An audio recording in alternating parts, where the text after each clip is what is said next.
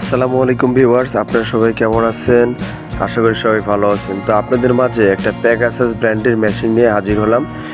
Model হচ্ছে W600+, made in Japan. তো এটা হচ্ছে একটা প্যাগাসাস ব্র্যান্ডের রোলার মেশিন। তো এটা দিয়ে ম্যাক্সিমাম এলাস্টিক জাতীয় বেল্ট, ওয়েস্ট বেল্টের কাজ করা হয়। তো আজকে সেই জিনিসটা আপনাদেরকে দেখাবো যে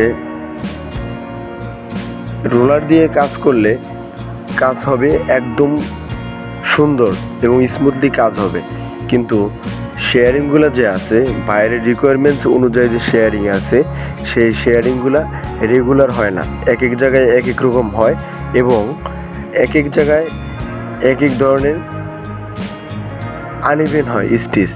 তো আমরা একটা প্রেশার ফিট ইউজ করে কাজের 100% কোয়ালিটি মেনটেন করে আমরা কি করতে পারি, কাজটা করতে পারি। সেই জিনিসটা কীভাবে আপনাদের দেখাবো। বাইরের রিকোয়ারমেন্টস অনুযায়ী কাজের কোয়ালিটি ইনশিওর করা অনেক পলিসি আছে, তার ভিতরে অন্যতম একটা পলিসি আপনাদের দেখাবো।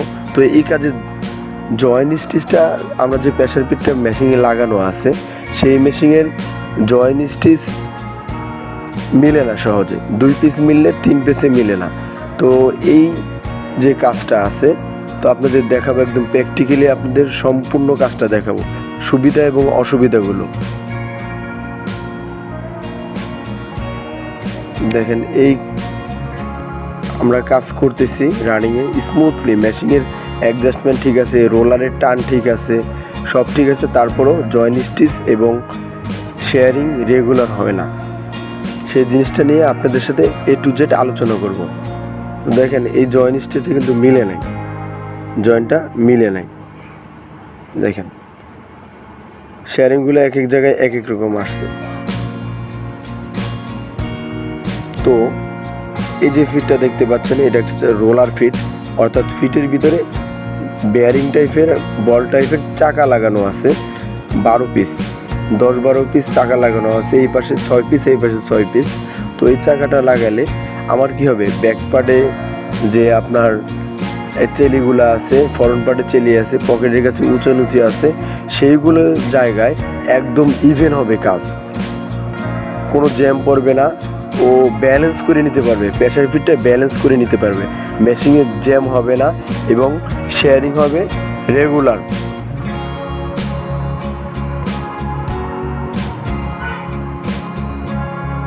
তো আমরা এখন ফিটটা খুলে নেব। মেশিনে যে লাগানো ছিল প্রেশার ফিটটা, আমরা সাধারণত এই ফিট দিয়ে টপ সিটের কাজ করে থাকি। আর ওই ফিটটা খুলে আমরা কি করব, রোলার ফিট লাগাবো। রোলার ফিট লাগাইলে কি হবে, কাজের কোয়ালিটি অনেক ভালো হবে।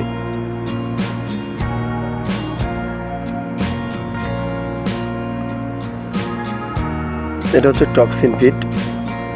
টপসিন ফিটের ভিতরে এটাও ভালো ফিট, ওটা যে খারাপ তা না, কিন্তু যে কাজের জন্য যে ফিট ইউজ করা লাগে সেটা আমরা অনেক সময় মেনটেন করতে পারি না। তো এইটা কাজ করে আমি অনেক সুবিধা পেয়েছি। ইচ্ছা করলে আপনারাও রোলার ফিট ব্যবহার করে বাইরের রিকোয়ারমেন্টস অনুযায়ী এবং গার্মেন্টসের কোয়ালিটি ঠিক রাখতে পারবেন ইনশাল্লাহ, এবং অপারেটরও কাজ করে অনেক স্যাটিসফাই থাকবে এবং অনেক মজা পাবে যে এই ফিটটা আসলেই একটা গুড কোয়ালিটির প্রোডাক্ট।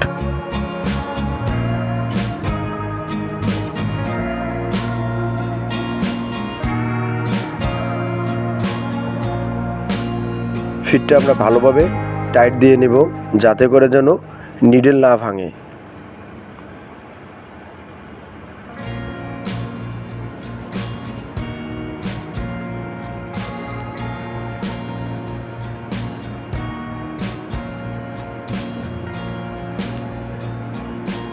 তো আমরা আবারও চেক করে নিচ্ছি নিডেল বাজে কিনা। তো দেখেন, ফিটটা লাগালেই হবে না, ফিটটা একদমই স্টিলভাবে লাগাতে হবে, নয়তো আমাদের জয়েন্ট স্টিচ মিলবে না। তো আমরা এখন একটা বডি করব।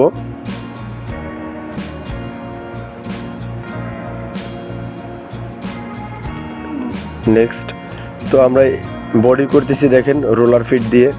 মেশিনের স্পিডও অনেক বেড়ে গেছে, রোলারে যেমন টানে ওরকমভাবে মেশিনটা অনেক স্পিড বেড়ে গেছে। দেখেন জয়েন্টটা কিন্তু একদম বোঝা যাচ্ছে না, একদম প্র্যাকটিক্যালি আপনাদের দেখাইলাম।